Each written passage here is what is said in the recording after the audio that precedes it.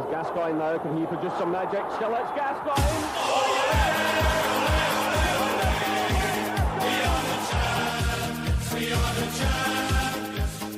Episode 15 of Griff Talk.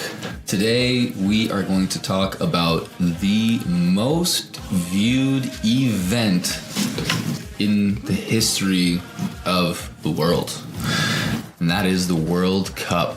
I think this is a really big, passionate topic for Pedro and Chris. They both had the opportunity to experience the World Cup in Brazil. In what year was that? It was 2014. 2014. The best year of my life. So we're going to talk a little bit about the World Cup.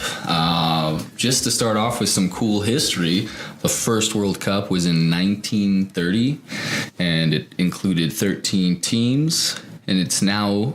The format is 32 teams with a 2-year qualifying process, and that includes 200 teams from around the world.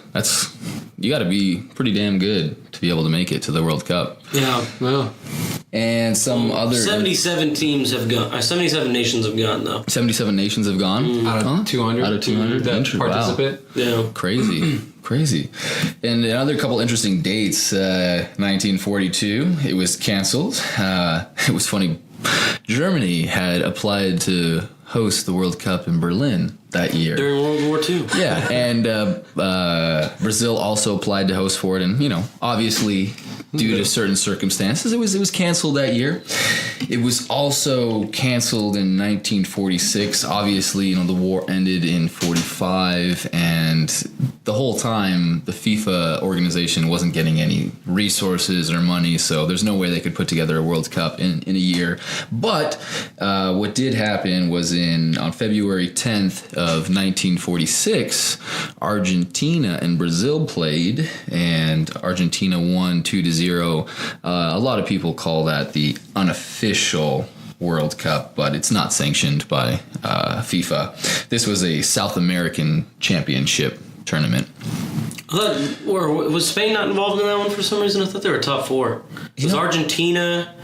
Right? It was Argentina. I think it was just South American. It was just the South American teams? Yeah. I thought Spain was in there for some reason. But yeah, just I don't know. It's pretty interesting. Like even during the war, they're still trying to put together this World Cup tournament. Exactly. So it's an amazing experience from what I hear from these guys. And I'm gonna just start off with Chris, because Pedro grew up in Brazil, and that his country is very, let's say, addicted to soccer. I mean, it's what you guys football, eat, bro, football. sleep, excuse me. The football, bro. What they eat, breathe, sleep, shit, everything, soccer. It's the most popular sport there. I'm really curious to see, Chris, what was it like for you to go to Brazil and not only be in this amazing country and in a completely different culture, but also to be there during one of the most amazing events that takes place? How was it? Oh, I mean, it was amazing. The trip itself, of course, changed my whole entire perspective on life and travel and wanting to do something like this. What were some of the emotions that you felt while you were there? Man, just the passion that not only Brazilians have, but so many people from around the world. Because you think, okay, you're in Brazil, you're going to see a lot of Brazilians, but man, you see every single person. I remember we went to a bar called Rio Vermelho, and the bar is not called Rio Vermelho, the location is called Rio Vermelho, but we went at one point when I think the Dutch had won. I think no, it was right before we had won a group. No, they were about to play. It was the opening game in South. Oh yeah, and they had Dutch gonna play Spain. Yeah, they were gonna play Spain, and they had three tables to themselves, and they were just on the tables screaming and yelling and singing and doing all this stuff. It was awesome. It was awesome. And I mean, I remember after the 7-1 defeat of Brazilian team to Germany. I bet you saw some real emotion. It was sad, man. It was sad. I even cried, actually. I remember... Dude, it was weird. It was dark. Was it just like a huge downer? I mean, yeah. Well, so I didn't know how to expect. Dude, I thought there were gonna be riots in the streets. I thought my trip was over. To be honest with you. Wow. No, it was just dude. The city was quiet. Like, we all went out that night. Quiet. We all went out that night. There's actually a picture of us. Yeah, going out, and we're all just kind of like half smiling, like what the hell? We're just like, let's just go drink and just in shock. The city was just quiet. It was weird. There was this weird mood, like because it wasn't a normal loss. It was a humiliating loss. Yeah. And you're hosting the country, you're hosting the event. Right. It's a semifinals. Like everybody expected you to win. Look, I've never cried for a sports game, not even for my Blazers. I weep on the inside for my Dolphins, but that's another story. It's like Milos crying, like all these people were crying. Oh man, it was like, dude. Well, and I didn't even cry until what was it? The second half. Was it Carlos? Who's the keeper at the time? Oh, Julio Cesar. Yeah, Julio Cesar gets on and he's crying and he's like saying like, "This is my fault. This is my fault." Yeah. And I started to like cry too. I was like, "Oh my god, bro, this guy!" He like put it on his shoulders. I mean, yes, it was kind of his fault. No, it wasn't. What? Well, he was the goalie. Player. No, man. He's a great. No way that game was on him. No, it wasn't on him. I'm just saying. I mean, everybody has to take. He was the captain at the time, wasn't he? So you have to take as a captain. No. The captain was Thiago Silva, and he was suspended from that game. Oh yeah. Well, he was the captain of the game, wasn't he? No, I think it was David Luiz. Oh, was it? Well, either way. Hair. Well, yeah, definitely he's not playing anymore. But anyway, there's so much emotion, but it's the stuff that you see. I mean, you see when you're walking down like the FIFA Fan Fest. We went for the Colombia game, Colombia versus Mexico, I believe, wasn't it? No, Colombia versus Brazil in the quarterfinals. Oh, was it Colombia versus Brazil in the quarterfinals? Yeah, bro. Oh man, I thought it was still in group stage. But anyway, I mean, we went Brazil to the game, Fan Fest a bunch. Yeah, went to a couple Fan Fests, but the game was so wild because you go to the beach side and they have the whole kind of the boardwalk basically like you would for any beach town, but it is full, like you are touching people. Just packed house. Hundreds of thousands of people. I mean, it's crazy. Wow. It was so crazy, and I mean, that was my favorite game that we watched, I think, just because, we had a lady coming by, and she had a cooler full of beer, like 30 beers, and so like more than that. Dude, it was a huge cooler. It was a huge cooler, and she's like, "Hey, I'm selling beers for 3 for $5 And we're like, "Okay, well, how much for the whole thing?" She's like, "The whole thing." We're like, "Yeah, the whole thing." So we just bought this cooler, literally the whole entire cooler itself. Just for our group. Great. How much did it cost you? I don't know, like 120 reais. It was cheap. like cheap, for like at the time because it was a $4 reais to. No. It was 3.5. No, it wasn't that much. There was no recession yet. It was 3.5. I remember. Dude, it was not. I bought money at the bank. It's same, but it was. I can guarantee it was not 3.5 is now. We'll look it up if we're wrong later, but it was 3.5. Anyway. I mean, it doesn't matter too much. We're more focusing on for beer and for the World Cup. But no, it was awesome. Cheap. It was cheap. I mean, it was great. It was. That sounds fun. But it was just like being brought together with all the people, man. And just the different cultures. Every single person is there, and there's no like animosity. That's why the World Cup for me is so big. I mean, you could get any sport really. I mean, I love watching soccer. Don't get me wrong, and it's just the feeling of it, And there's just no other event that can bring people like that together. And so, yes, it's just sports, and yes, it's soccer, and I know that in this country soccer is not that big of a deal, but the World Cup is something for me personally, being more of an American football basketball fan, is first off, it's the highest quality of sport event of all time because you're getting international players that play all over the world together in one, and it's all the best that country has to offer. And the Olympics is great too and everything like that, but it's something that it just brings everybody together. I mean, it's the Olympics event does itself, too, but like when it comes down to it, it's it is a game, it is a sport, but it's the event and it's the people and it's the fans, and that's what I think makes soccer what it I think is. has the most passionate fans because Olympics you can get passionate about, but there's so many different sports going on, and it's tough to kind of focus on one thing. These fans, the World Cup is one just of the things one that I sport. think it That's comes it. down to is it's something that a lot of people from all around the world can relate to. Exactly. A lot of people. Well, you can play soccer anywhere in the world. Exactly. And so I think it's just so relatable to so many people. But, Pedro, what does it mean to you? What does the World Cup mean to you coming from Brazil, a country that, pretty much that is the highlight of what Sports event? you live for, right? Okay, so I'm going to give an example. So before the World Cup started, one of Madeline, my girlfriend's friends, was getting married, and she's a bridesmaid. And this wedding was in Montana. And we didn't realize the resort we were staying in had no television. So there was a possibility that I was going to miss 3 days of games. So I was like, I would have missed 10 games, And I seriously, I got depressed thinking about, and there are some games that I had I don't care. Like, normally I don't want to watch Russia versus Saudi Arabia, but this is the opening game of the World Cup. You know how excited I was? The World Cup to me, every day is like a 10-year-old going to sleep on the 24th, waking up on the 25th for Christmas, for those who celebrate Christmas.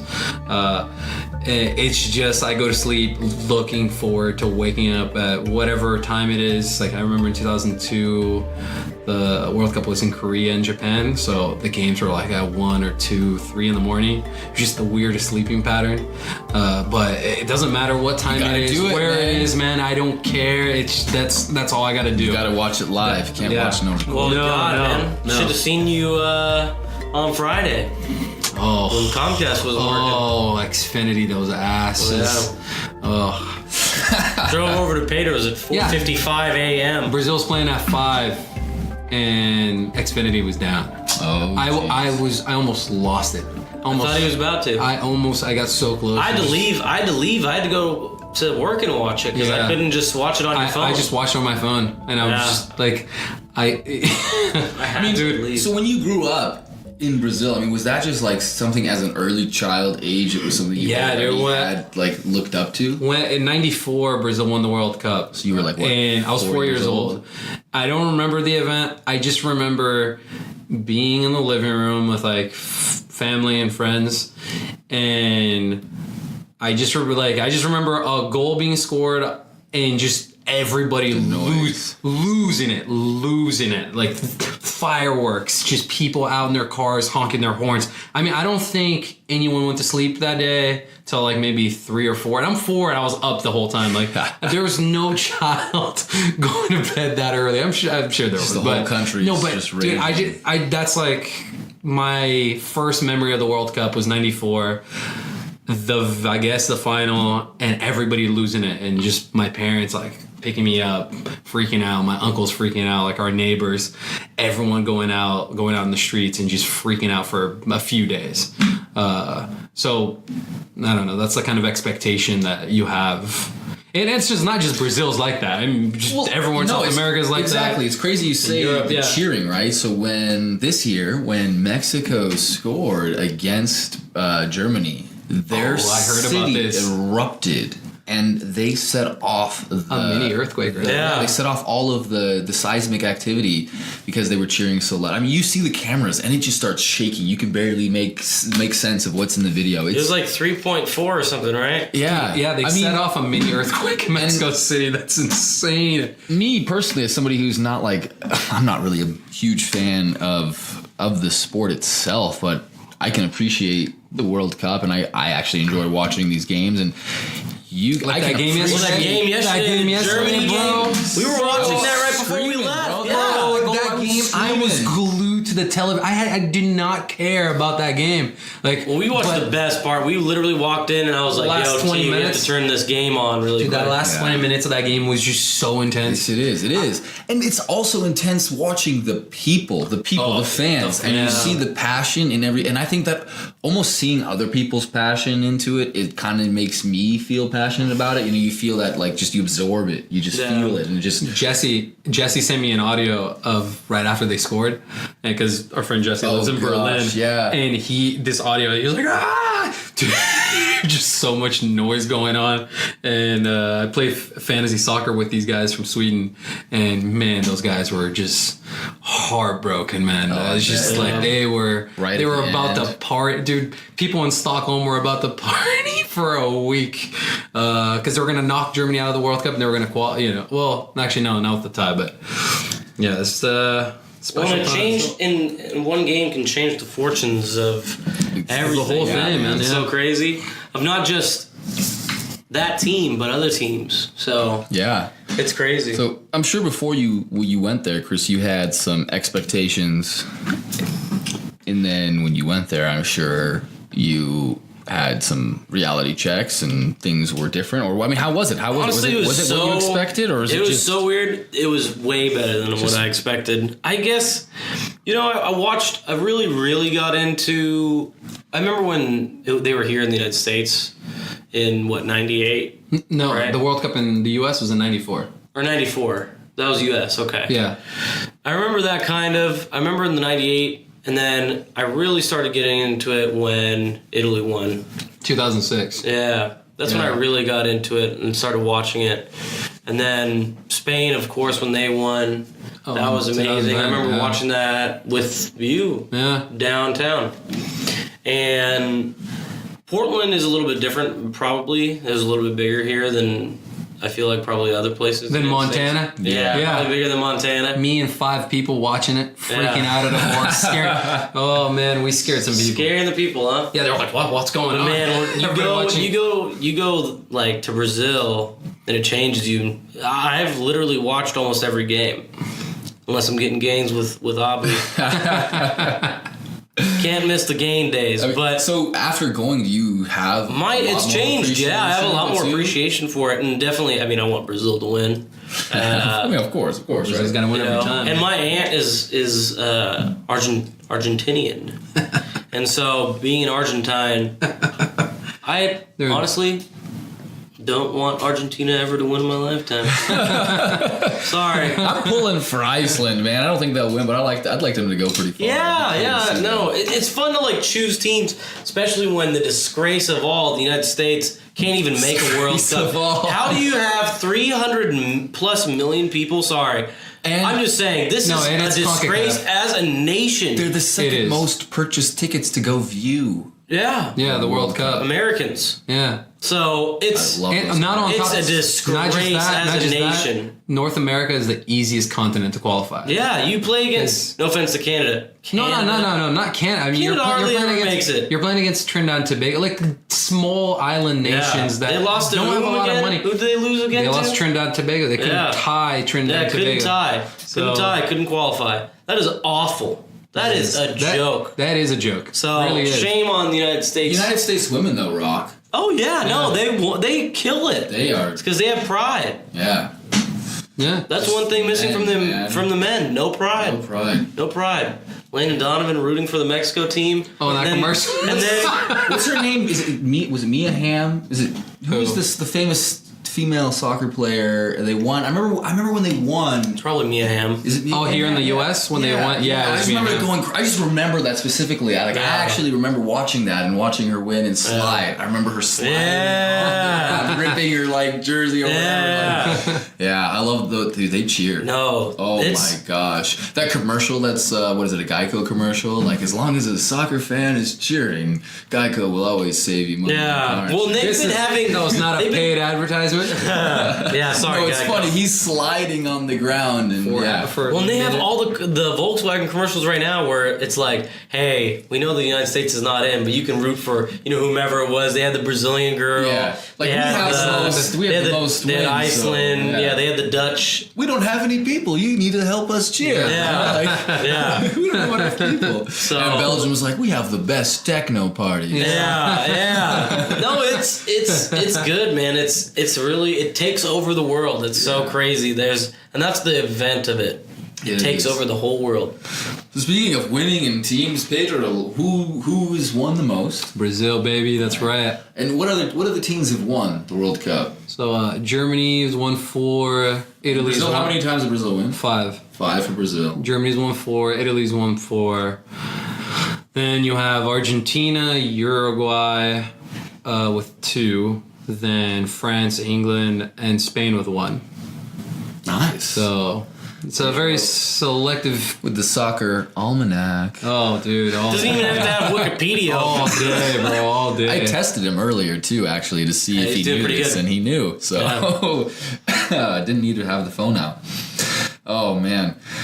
So what is your guys' favorite moment while you were there? Like, I know you said you had your favorite game, but like maybe like the favorite moment. Like, did you meet some cool people of like different culture? Like, I mean, that's another thing is it's amazing. We met so many. You get to meet Met people so many from people. all over the world. Like, how many different nations, cultures did you meet? I probably met 27 different nationalities. 20. I think it could be more. People from Bosnia. Yeah, you have to think. Yeah, how many people? Well, all the people. Okay, so Salvador hosted 6 games, so all those nationalities were there, and then plus Mexico didn't play in Salvador, but there was a bunch of Mexican fans there, and they were hanging out, like just giving people tequila shots from whatever area they were from in Mexico.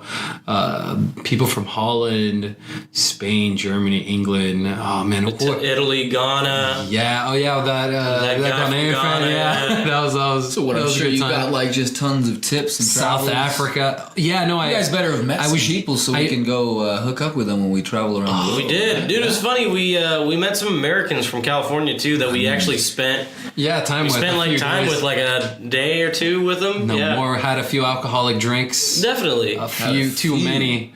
It was a good That's some time. funny stories. That was a good time. But it's hard to try and pick one favorite moment. But I remember when we walked up name a to couple, watch man. Iran against Bosnia, and dude, when the national anthems went off, and I'm like there at a World Cup match. Like I got pretty emotional. I got a little, and I could only imagine if I was watching a Brazil game during the World Cup. I think I'd start crying. I think for like, knowing how I am, and just I'd probably get all To watch emotional. a Brazil game in Brazil. No. To watch a Brazil game during a World Cup. Oh, just in general. Okay, Yeah. okay. Yeah, I'd say the game. The game was so wild. I mean, I remember even beforehand we were drinking like hours. We were drinking hard, and it was like the game was at like Just drink. like 11 a.m. I feel like, wasn't it? It was late. It was late in the afternoon. It was it wasn't that 3:30. late. It was 3:30. Really? Yeah, because the games are always afternoon into the night. Oh, I thought that it was like we earlier for we'd some start reason. drinking at 11 or earlier. Yeah. Well, I remember we sat out Bradford, Aaron Emsch, Sarah. God, that was a great game. God, we had a crew, and we were just sitting out on the front drinking. Then this was our routine. We'd wake up like this. This is the day after Aaron got there. He wakes me up at like 9. He gives me something to drink, and I thought it was just juice. And he's like, "Come on, let's get up. We gotta go to the beach." And I get up, I take a sip of it, and it was just all vodka. And he just starts yelling like, "It's the World Cup! Everybody get up!" Like, so we go to the beach, start drinking, have we had lunch. 11 days in a row of debauchery. Yeah, it was. We got. Then sick. finally, I died. Yeah, we all got sick, and we had to take like 2 days off. Your body can only take so. Well, I was like fresh 21 at that point. Still a young gun. Man, I'm telling you, there's a difference between drinking when you're like 22, drinking when you're 27. You can do one day, and then it takes you a whole day to recover. Yeah. And it's not only you and your friends are drinking. There's like The whole damn world is there's drinking. like 150,000 people. Salvador was the second most visited city just like, drink, in the drink, country. So drink, no, drink. you're drinking with people you don't speak the same language with. You're just hugging them, giving them kisses, whatever. Yeah. People are just Jumping wearing their in. national flags. Yeah. Oh man, it's just such a beautiful thing. Did you see people forgetting their BS behind like political affiliations, religious divides, social divides, and just like getting together for I don't know, just watching a game, man. Just watching a game. You've done such a great job setting up my my quote of the week. I'm going to go for it. Yeah. It's by Clint Smith, who's a writer, a poet, and a scholar, and I think he does a great job just pretty much explaining a lot of what Pedro's talked about, different cultures getting together and just forgetting about all of the bullshit and enjoying life and being happy and celebrating the wins, losses, and just meeting new people. And his quote is, "The beauty of the World Cup is that while 32 countries get to cheer for their respective teams, the event also affirms a global pluralism. It's as much a festival of cultural multiplicity as it is a competition featuring some of the best athletes around the world." And I think that pretty It's much a great just quote. speaks to what That you is a guys great just talked about and what you experienced. I mean, it's really a great event, and I think that it's too bad that we have to have an event like that for people to feel that way, I mean, so, but it's awesome because it kind of sets it up, and we have a the little 4-year bit, anticipation, man. Yeah, Like for we me, need to do it more often. For me, like I love the what we need. Olympics, but in my head, the Olympics is the halfway mark till the World Cup. I'm like, okay, 2 years until the next World Cup, and you guys, we're gonna go to the next one. Like Qatar?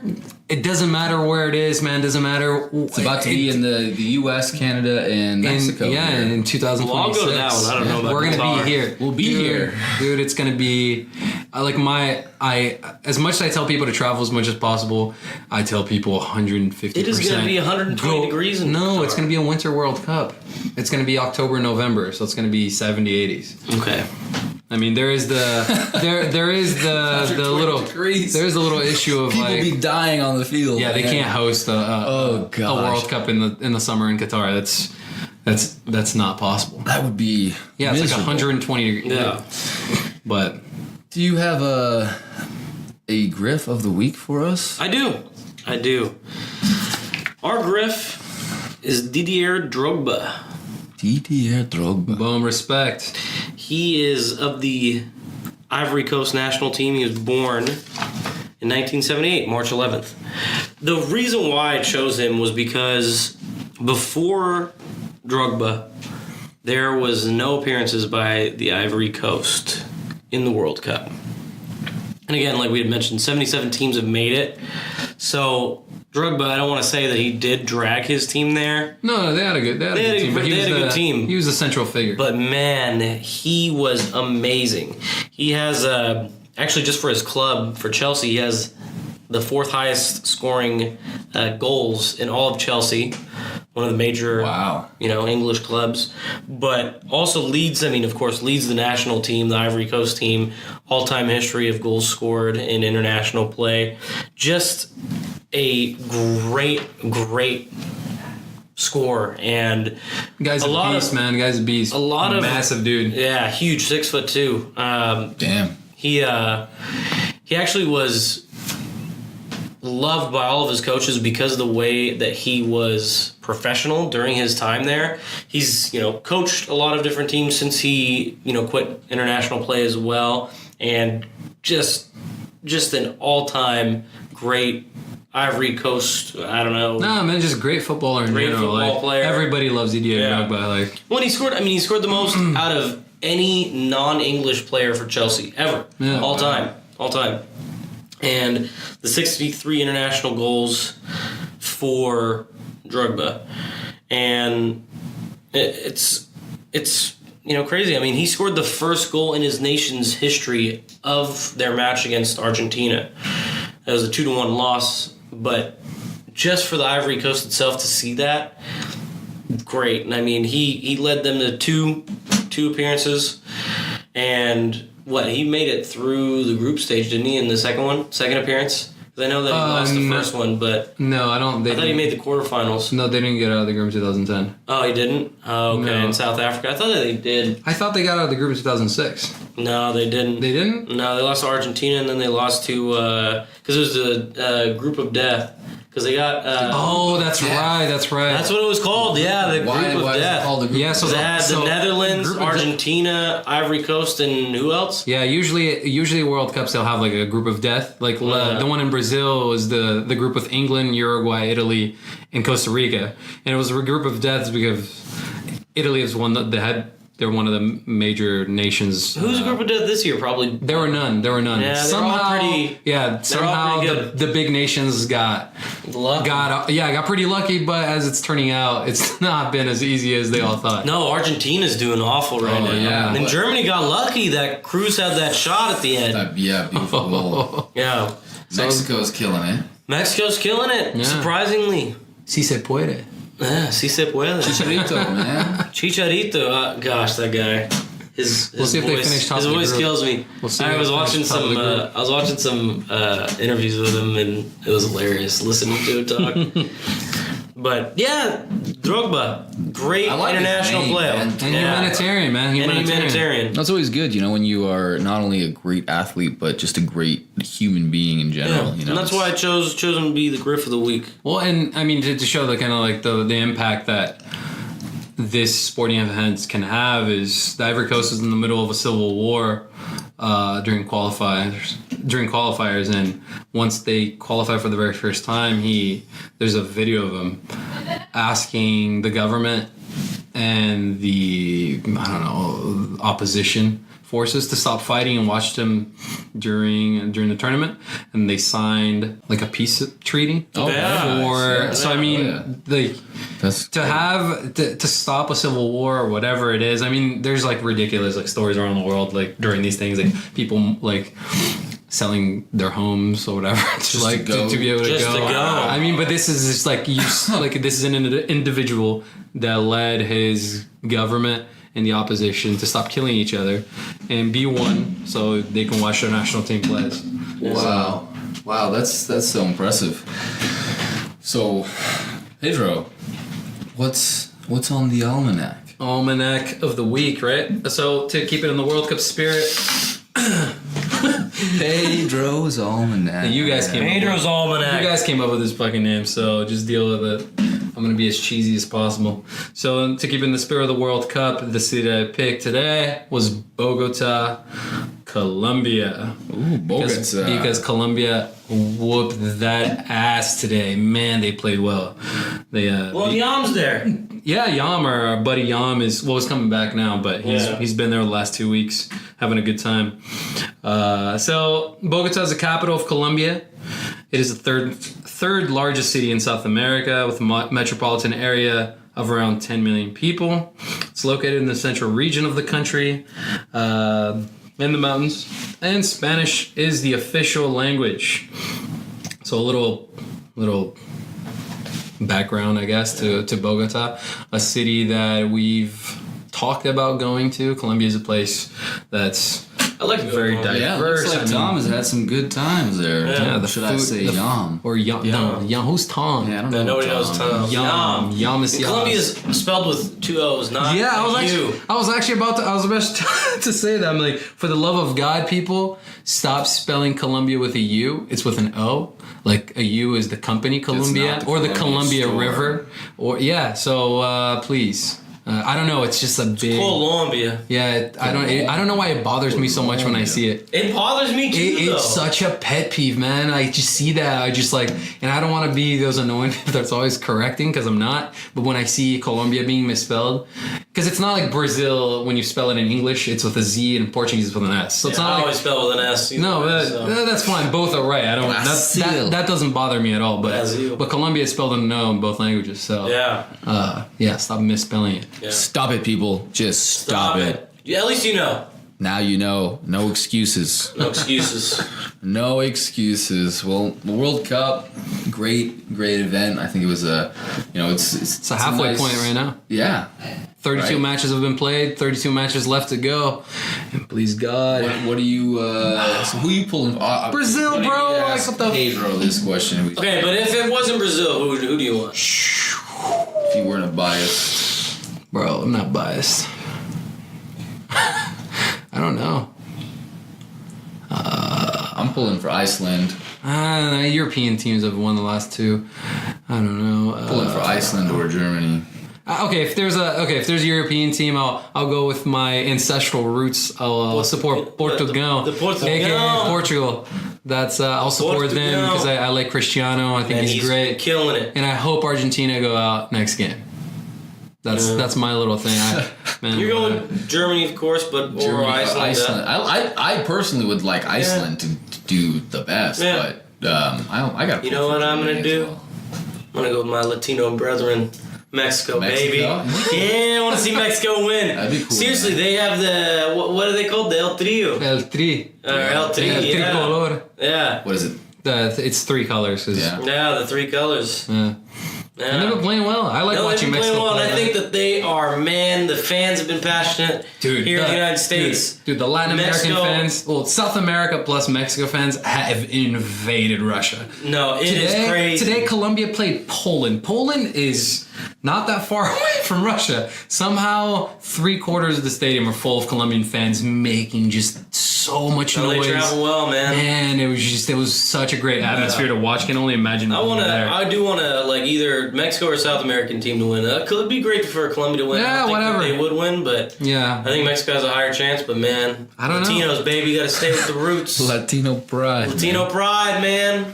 Always. But on the serious note, Brazil though. Yeah, Brazil. Like everybody else.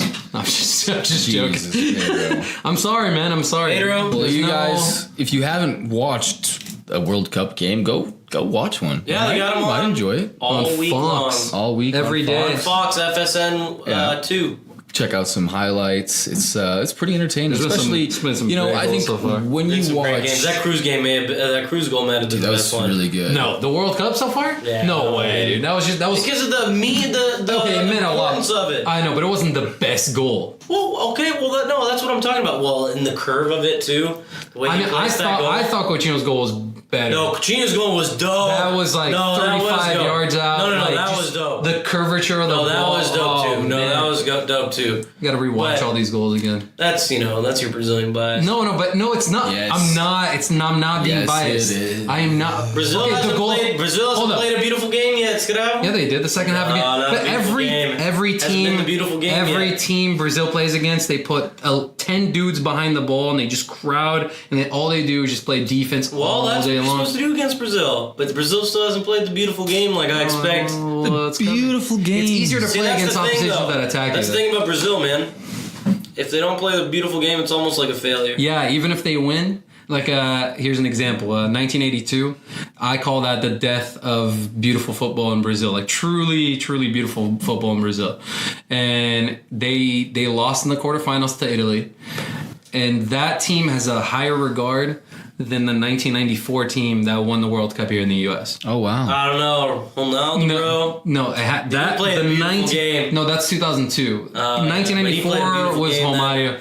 No, but the Dude, 1982 Romario was team there. has higher regards. Like, it's still talked about as one of the best Brazilian sides of all time, even though they didn't win. Yeah, well, I wasn't alive, didn't watch it. So. I've watched it all on the internet, bro. That's the great there thing you about go. it. Well, I've only watched Ronaldo and Robinho. That was a good one. Ronaldinho was Good times. Dude, good teams, man. They played some beautiful football though. Don't forget That's the to expectation. go check out our website. Yeah. Check it out. StrayGriff.com. Check us out on Throw our up an social elbow. Follow media. us on IG. You might see some. Pedro's been posting some World Cup Instagram stories, so make sure you guys. I got follow one of us Chris to today check it out. flipping out the. Yeah, the there's some phone good stuff. Some Don't ruin it. behind the scenes. Yeah, so go out, check out a World Cup game. If you don't like it, you don't have to watch the full Yeah. thing, but check No, it just out. pretend like you Don't be did. a square. Come You know, on. be open. Be Take open a to picture new of you things. in front of your TV and post it. Yeah, and then tag turn it off. hashtag Straight Griff, and then oh boom, and you're good. Oh, boom! The World Cup, baby. If you have a picture there, then you know it's proof that you did it. So There you go. thanks for tuning in, everybody, and don't forget, throw up the oh boom. Oh, boom! See you guys next week.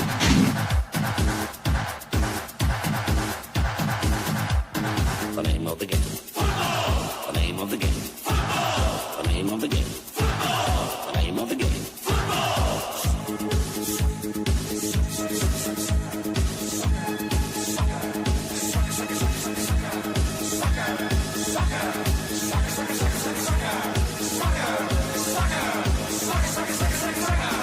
There's disaster in the air. Boys are losing